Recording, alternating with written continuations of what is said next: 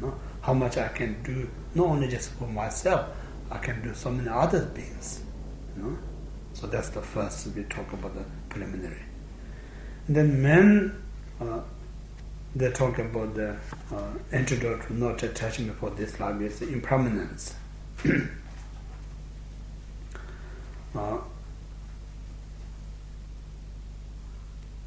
Impermanence is the main antidote to not attachment for this life.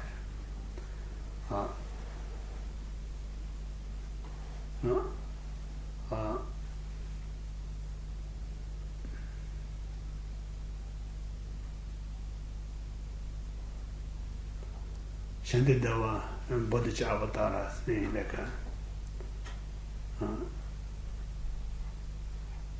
how often we parting one's loved one, this life alone, no? We never be together. One day, either they die before you, or you may die before them. So it's no point to attach to clinging. So most important is while we're alive, it's important to be nice to each other, no?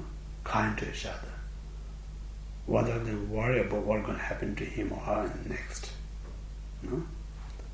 But this thing never going to last. No?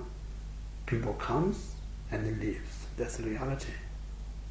And also Shantideva says, the most precious your body that born with you, one day you have to part from it. You have to leave this guest house. You need to travel by yourself. And then same way all these material things, we put so much effort to make all this wealth. Time comes the death, even wish to leave behind, but there's no choice. You have to leave everything behind. Nothing that can take with you. So, in this point of view, we are saying the death is the definite. There's nothing that we can avoid. Unavoidable. And the sutra saying the impermanence of all compounded phenomena is general, general of compound. Anything that compounded and it's going to end. Nothing going to last forever. That's the reality. That's the power of the nature. We are not powerful than nature. We are not powerful than reality. While we with a diluted controls our mind, we feel it's all right. But one day we face the reality. The reality cannot run away from it. We have to face it. So in this way, death is imminent. One need to think about, because sometimes saying that impermanence make you good Dharma practitioners. Impermanent introduce the Dharma. If you really think about nothing is last, one day it's going to party, you're going to be not there. That's one thing. Then another sutra also stated, and the entire three realms, desire, form, and formless realms, nothing is impermanent. Constantly changes, like an autumn cloud. If you look at a cloud, moment to moment changes. So life is moment to moment changes. Nothing lasts. That's the first one. And then person's life and birth is like watching a movie, And then our life is so fast, like a light in the dark time. And our life is so fast to approach the end, like a steep waterfall. So in this point of view, life is every moment we just departing, close to the death. That's another reality. And then even just think about the great Buddha came and gone. Then how much we like a bubble in our life, not going to last forever. So why we think I'm going to be here forever? It's just illusion mind, believe in that. And then similarly they're saying one of the Acharya Pao, the hero, one of the Acharya Grandmasters said, some rishis has this supernatural mind, and if there's a place you can live forever, they may already been there. But this supernatural beings seeing everything, can travel everywhere, they not found any place the deathlessness. So So in this way, nowadays we put in billions of dollars research how we can live long, not die. Nothing going to be success. So in all this point of view,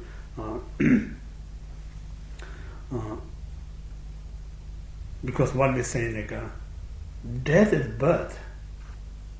It really is like what we're referring here is like as long as we have this dualistic mind, concept things exist, birth and death never going to end. So only the birthless and deathless is like when you reach the Dhammakaya state. Then it's free from all the concept, free from all the dualistic. So only that place there's no birth, no death. Until that, whatever we do, we're always going to return in dualistic mind. This dualistic state of mind always this has a beginning and end. This never going to end. So that's the first point. The death is imminent.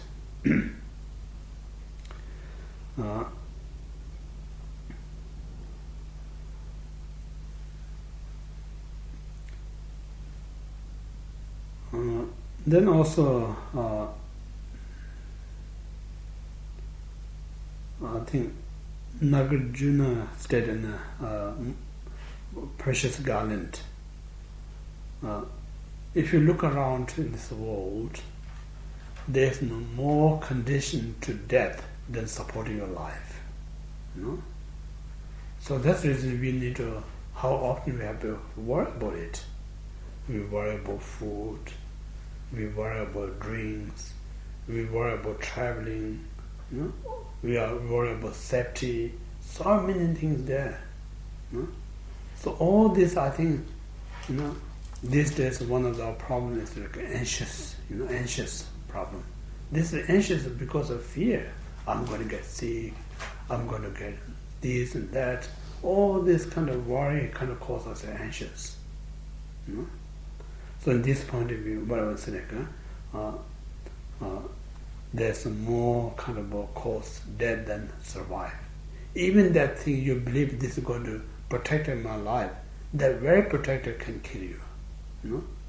How many people buy very expensive car, say this is very tough, then you think I have a very tough, strong car, you drive fast and then you killed. And then some people say, buy so healthy food, but that very healthy can be food poison, can kill you.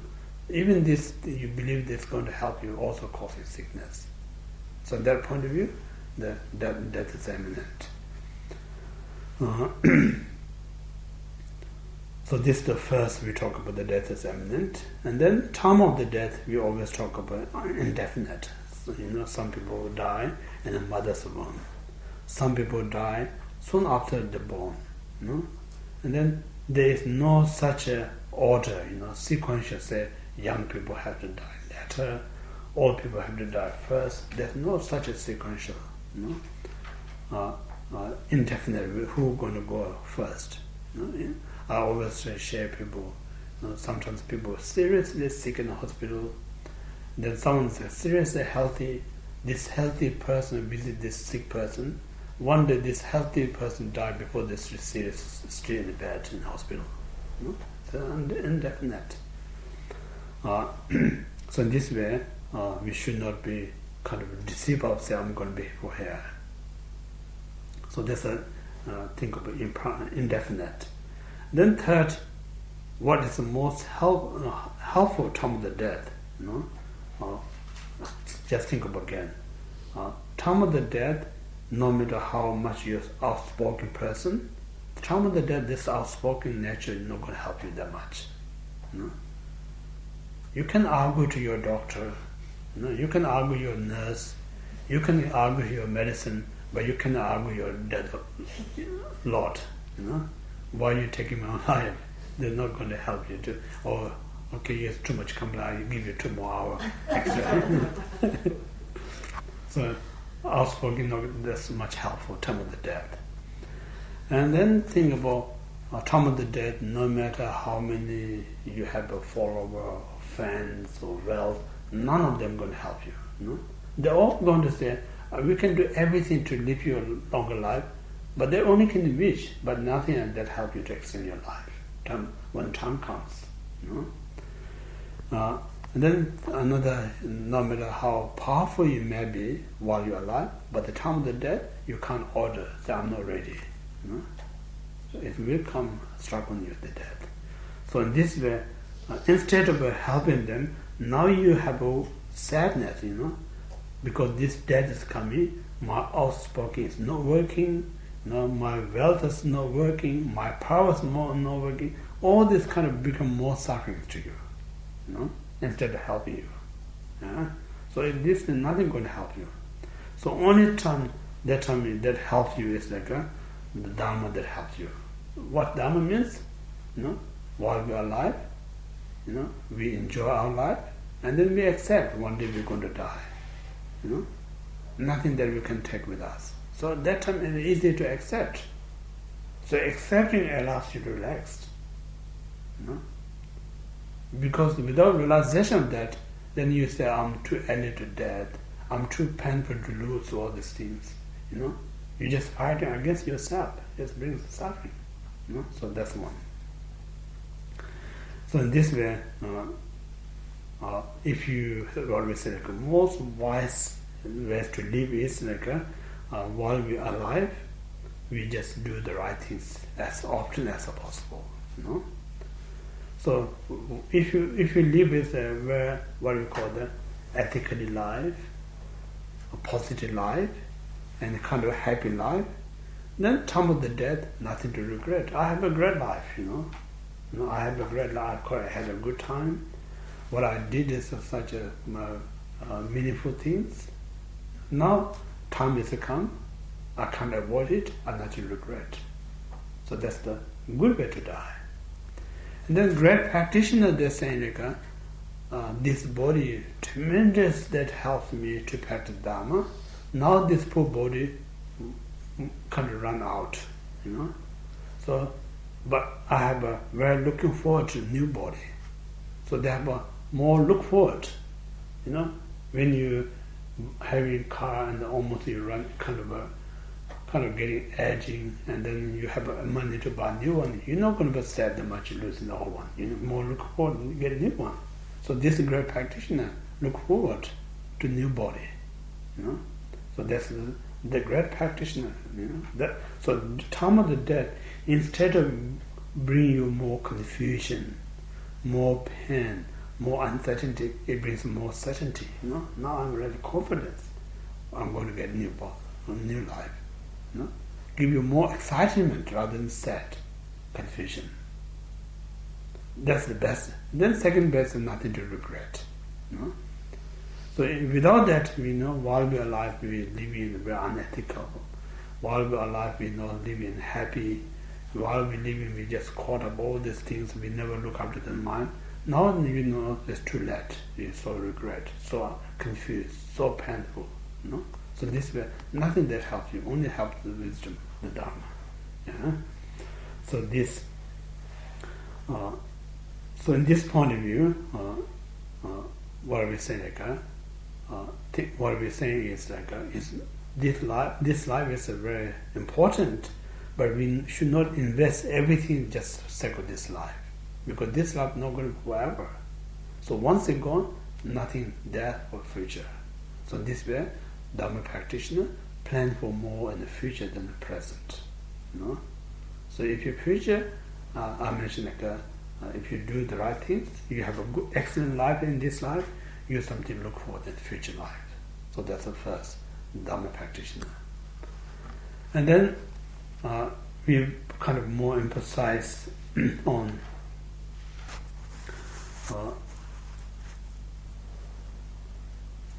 we talk about when we attach to this life, then whatever we practice Dharma, it becomes like a what we call the outwardly concerned. You know? Outwardly concerned, there's 4 sets. The first set is a gain and loss. Second set is happy and unhappy. Third set is a praise and let you down. And fourth set is like you hearing the nice, pleasant things or hearing the bad things, pleasant and unpleasant speech. So that means like, when we practice Dharma, through the practice of Dharma, you may get a better job, or through the practice of Dharma, you get more kind of material wealth, or through the practice of Dharma, you gain more power or position. Then people think it's like Dharma is helping me to gain these things. But the reality, what you're really gaining is like the desire mind. So desire is a form of suffering. Not happy at all. No? So what kind of Dharma that creating you cause of suffering? That's not the Dharma. No? So this reason is so important. I mentioned earlier, Dharma is a wisdom. If it's really wisdom, they're not going to allow you to create the cause of suffering. No? So that's not the purpose. And then when you know success, you lost, you get anger. No? So when you're angry, it's going to make you disturbed, you're going to make you upset. So Dharma is not the cause to bring desire mind, nor to aversion mind. No? So in this way, if you're too attached for this life, then this Dharma becomes cause to attachment or an aversion. So if Dharma becomes cause to aversion, attachment, that's not Dharma. It's created delusion mind. That's the first two. And then second is happy or unhappy. When you practice Dharma, you feel so pleasure, you feel so happy, but then you attach on it. So when you attach, again it is creating your desire mind. Desire mind, is not going to last your practice. The moment you know pleasure, you stop practice.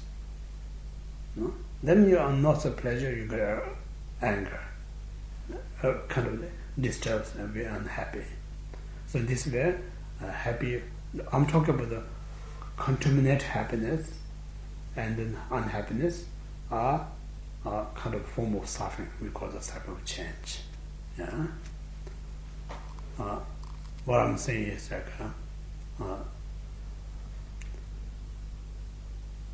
somehow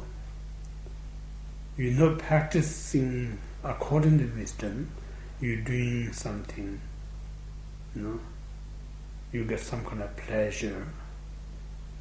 Then you keep doing it to pleasure because one day eventually you get tired, you're no more happy. That's not the Dharma. So sacred pleasure is not the Dharma. Pleasure is a form of desire mind. The moment you lose the pleasure, you're so upset. Then you give up the Dharma. So there's two. Then third set is praise. When you do such a good practice, people may say, "Oh, you're such a great practitioner." Then you attach that with nice praise. So now you're not doing practice to overcome your delusion. Rather, you're doing this because people say nice things to me. You so attached on it. Then next minute, if someone says no nice, you kind of so you're no good practitioner. You downgrade it. You're so upset. You give up the Dharma practice. So that's the third set. And the fourth one is people say nice things to you. You want to do practice. People say not nice things, you give up. So this way, if you really think none of this Dharma practice doing to uproot the what we call the delusion mind. Rather, we do all the support other to attachment and aversion. So any Dharma that go towards increase your delusion and aversion, none of the Dharma. Because Dharma is the antidote to overcome these two. So this way, one need to be carefully examine whether this Dharma supporting to increase my delusion mind all this Dharma helping me to uproot this delusion mind. If it's uprooting this delusion mind, that's a Dharma practice. It's helping you to increase your delusion, that's not Dharma practice. Make sense? Yeah? So this we call the what we call the advorni Dharma. And then another way to describe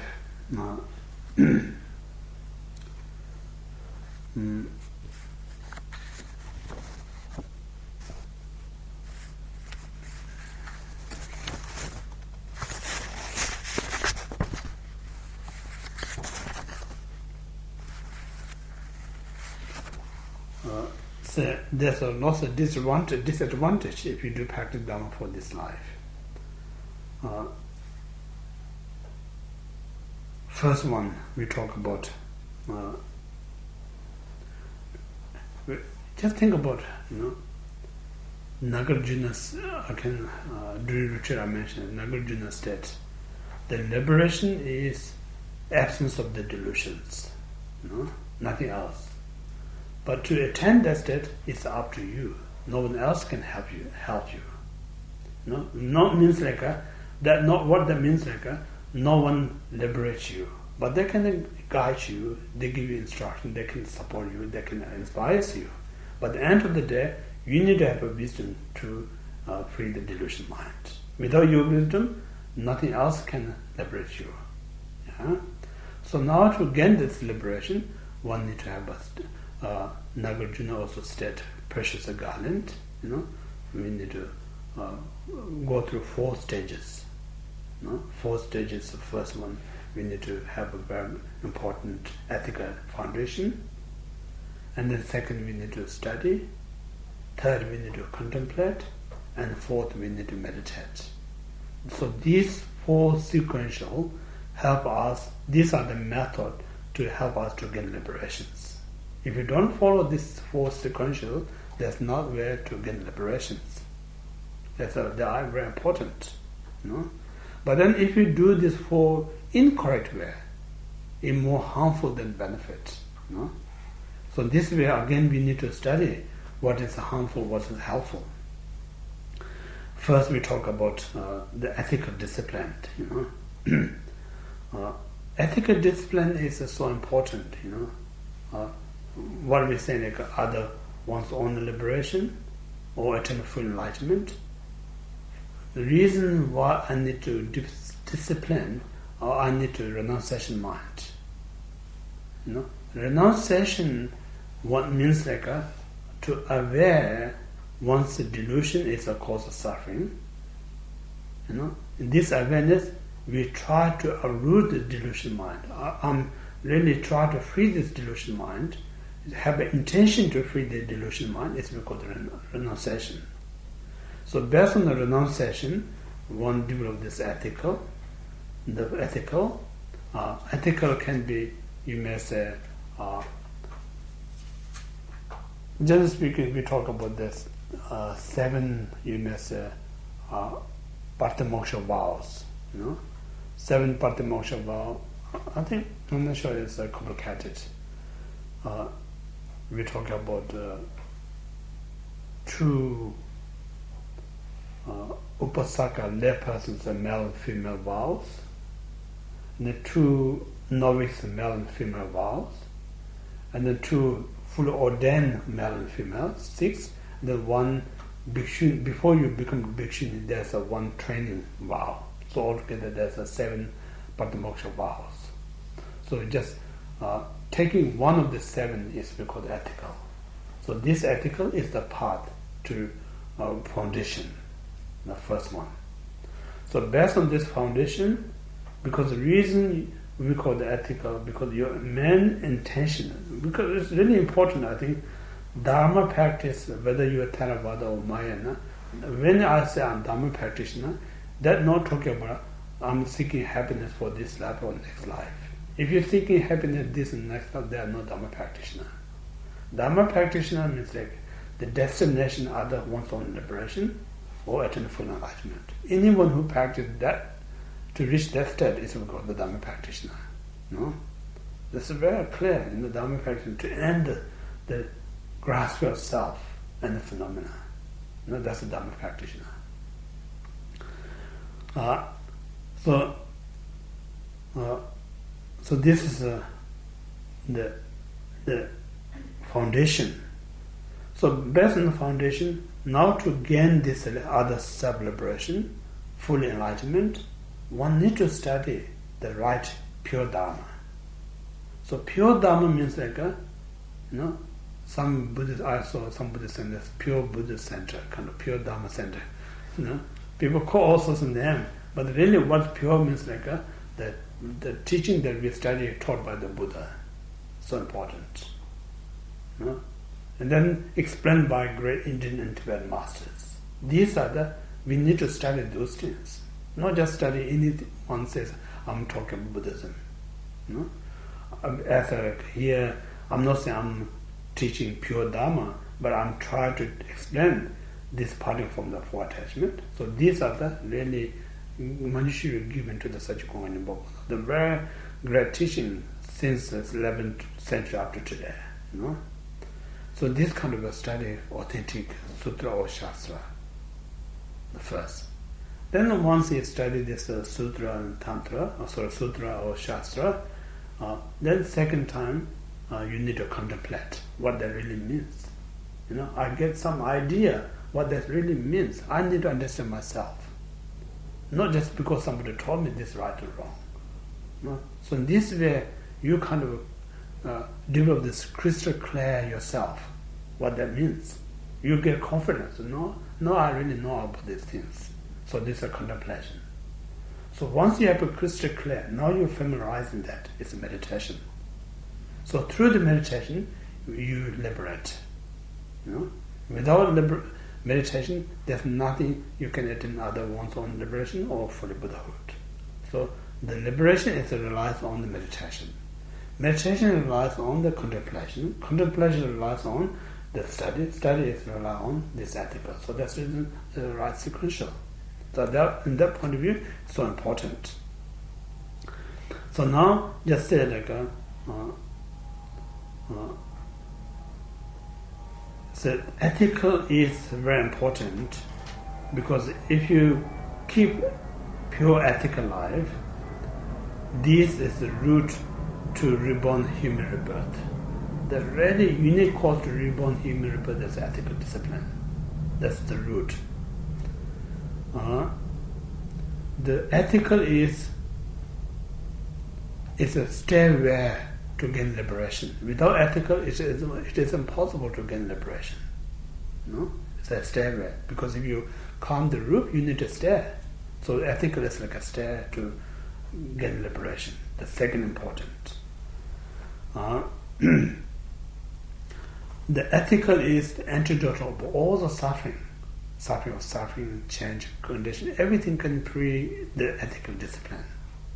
That's the third. So,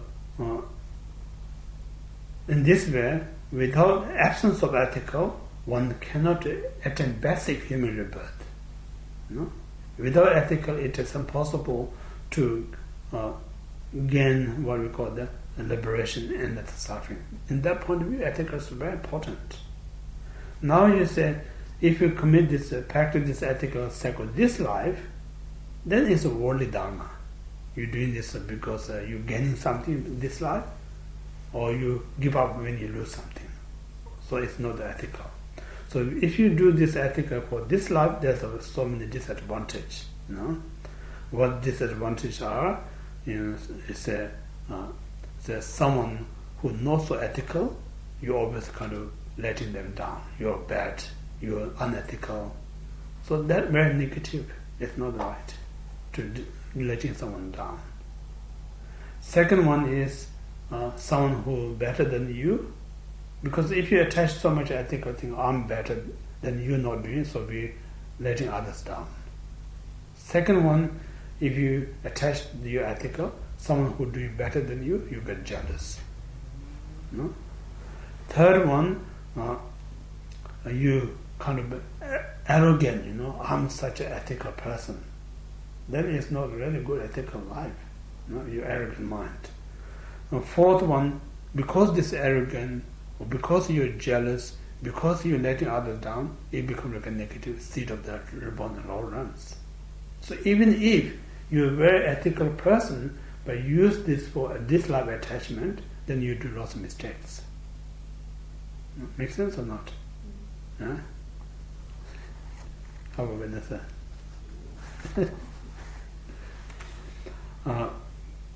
So that's ethical. So in this way, one should avoid ethical for this life benefit. Rather, we should adopt ethical to future benefit. Yeah?